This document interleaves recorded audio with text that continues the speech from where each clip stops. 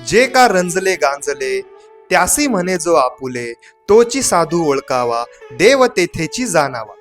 महाराष्ट्रामध्ये सद्यस्थितीला राजकारणी लोक जे भाषेवरून आंदोलन आणि युद्ध करत आहेत याच्या मागचे खरे कारण हे राजकारणच आहे. पण हे राजकारण नॅशनल एज्युकेशन पॉलिसी 2020 या अधिनियमावरून झालेले आहे आणि याच पॉलिसीबद्दल मी या व्हिडिओमध्ये थोडक्यात सांगणार आहे.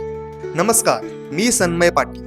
नॅशनल एज्युकेशन पॉलिसीचा पहिला ड्राफ्ट 2019 मध्ये सादर केलेला होता आणि याच्यामध्ये त्रिभाषा सूत्राचे अनावरण केले होते आणि हिंदी भाषेला कंपल्सरी भाषा म्हणून शिकवले जाणार होते. पण याला जेव्हा विरोधकांचा विरोध आला तेव्हा 2020 मध्ये सरकारने हिंदी भाषेला ऑप्शनल केलं आणि ही पॉलिसी लागू करण्यात आली.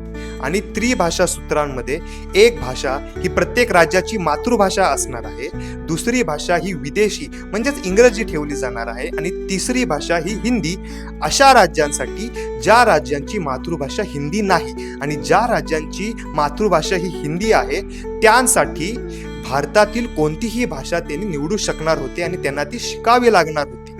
जेणेकरून दक्षिण भारतीय राज्यांमध्ये जिथे लोकांना हिंदी समजतही नाही आणि बोलताही येत नाही त्यांना किमान बोलता तरी, कारण ही पॉलिसी भारत देशासाठी लागू केलेली होती आणि भारतामध्ये हिंदी ही सर्वाधिक बोलली जाणारी भाषा आहे, ज्याच्यामध्ये शेवटी दोन भाषा ह्या भारतीयच असणार, म्हणजे एक ही मातृभाषा आणि दुसरी ही हिंदी किंवा कोणतीही भारतीय भाषा आणि तिसरी म्हणजे विदेशी जी इंग्रजीच असणार आहे. त्यामुळे उत्तर भारतीय आणि दक्षिण भारतीय असे विभाजन कमी केले जाऊन त्यांच्यातला दुरावा कमी होईल.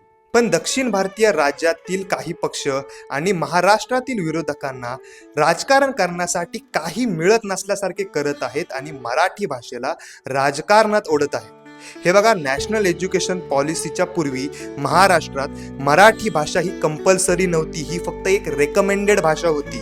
पण नॅशनल एज्युकेशन पॉलिसीच्या नंतर मराठी ही महाराष्ट्रामध्ये लहानपणापासूनच शिकवली जाणार आहे आणि खाजगी शाळांमध्ये जिथे आधी मराठी अजिबात शिकवली जात नव्हती तिथे सुद्धा मराठी आता कंपल्सरी केलेली आहे.